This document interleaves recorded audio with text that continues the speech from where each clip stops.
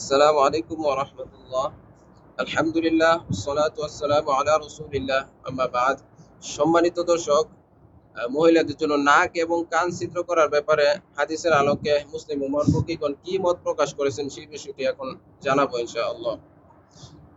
ইমাম শাফি রহিমাহুল্লাহ এবং আরো অনেক ফকিহ বলেছেন যে মহিলাদের জন্য কান ছিদ্র করা এটি হারাম। পক্ষান্তরে ইমাম আবু হানিফা, ইমাম আহমদ ইবনুল হাম্বল রহিমাহুল্লাহ সহ আরো অনেক ফকিহ বলেছেন যে মহিলাদের জন্য কান ছিদ্র করা এটি বৈধ। এখন আসি নাক ছিদ্র করার ব্যাপারে, যে নাক ছিদ্র করে নাকের মধ্যে নাকফুল অথবা কোনো অলংকার দিয়ে রাখা, এ ব্যাপারে কি বলে? প্রাচীন আলেমগণ এ ব্যাপারে কোনো মত প্রকাশ করেনি, কারণ আরব ও মধ্য এশিয়ার মুসলিম দেশগুলোর মধ্যে এর প্রচলন ছিল না, এবং এখনো দেখা যায় যে সৌদি আরবের মধ্যে এর প্রচলন নাই যে মহিলারা আহ, নাক ছিদ্র করে নাকের মধ্যে নাকফুল অথবা কোনো কিছু দিয়ে রাখছে, এরকম দেখা যায় না।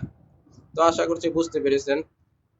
আরো যদি বিস্তারিত কেউ জানতে চান তাহলে ডক্টর খন্দকার আব্দুল্লাহ জাহাঙ্গীর রহিমাহুল্লাহ স্যারের লেখা পোশাক ও পর্দা দেহসজ্জা এই বইটি পড়তে পারেন। আসসালামু আলাইকুম ওয়া রাহমাতুল্লাহি ওয়া বারাকাতুহু।